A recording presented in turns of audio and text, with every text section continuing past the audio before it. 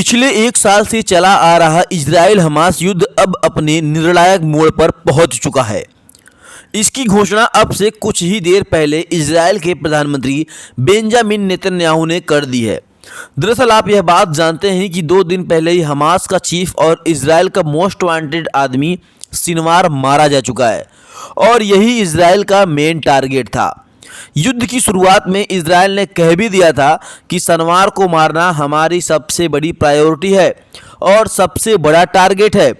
इसलिए 2 दिन पहले जब सिनवार मारा गया तो पहले उसकी जो बॉडी फीचर्स थे उनसे आपको बता दें और आइडेंटिफिकेशन का डीएनए किया गया, वाकई में ही सिनवार है। और उसके बाद बेंजामिन नेतन्याहू दुनिया के सामने आए और उन्होंने घोषणा करी, हमने 1 साल पहले कहा था कि यह युद्ध तब तक खत्म नहीं होगा जब तक हमास का जो चीफ है सिनवार उसको एक एक साथी को चुन चुन के मार नहीं देते या हमास सरेंडर नहीं कर देता।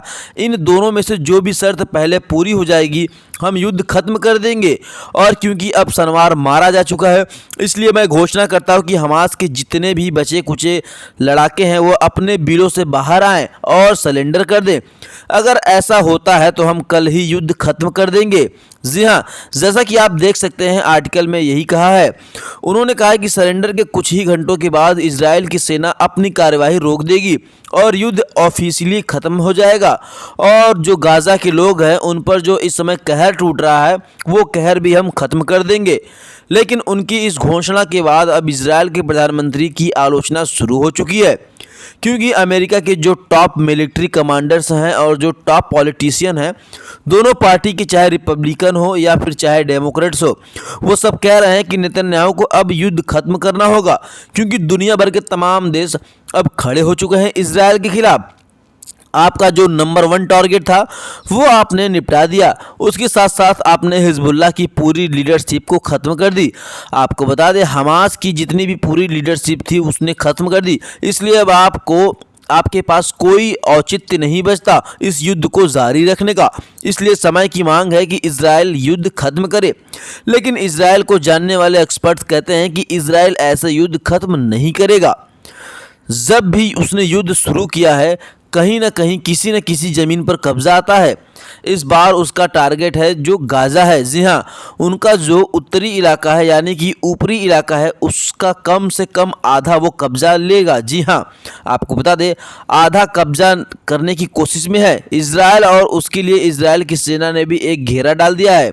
आपको बता दें गाज़ा 2 हिस्सों में बढ़ गया है, एक तो है उत्तरी गाज़ा और दूसरी है दक्षिणी गाज़ा। और इजराइल की चाहत है कि जितने भी उत्तरी गाज़ा में रहने वाले लोग हैं वो जल्द से जल्द बचे कुचे हैं। आपको बता दें वो पहले तो इजराइल सबको भगा चुका है, जो भी कुछ बचे कुचे हैं वो वापस चले जाए दक्षिणी गाज़ा में। और उत्तरी गाज़ा जब पूरी तरीके से खाली हो जाएगा तो वो अपने में मिला लेगा। आपको बता दें इजराइल की रणनीति है, इसलिए इजराइल युद्ध फिलहाल नहीं रोकना चाहता। लेकिन नेतन्याहू को पता है कि सिनवार के मरने के बाद दुनिया उनसे पूछेगी कि अब युद्ध क्यों नहीं खत्म करते, तुमने तो अपने सारे टारगेट निपटा दिए। इसलिए वो दुनिया के सामने नया टारगेट रख रहा है।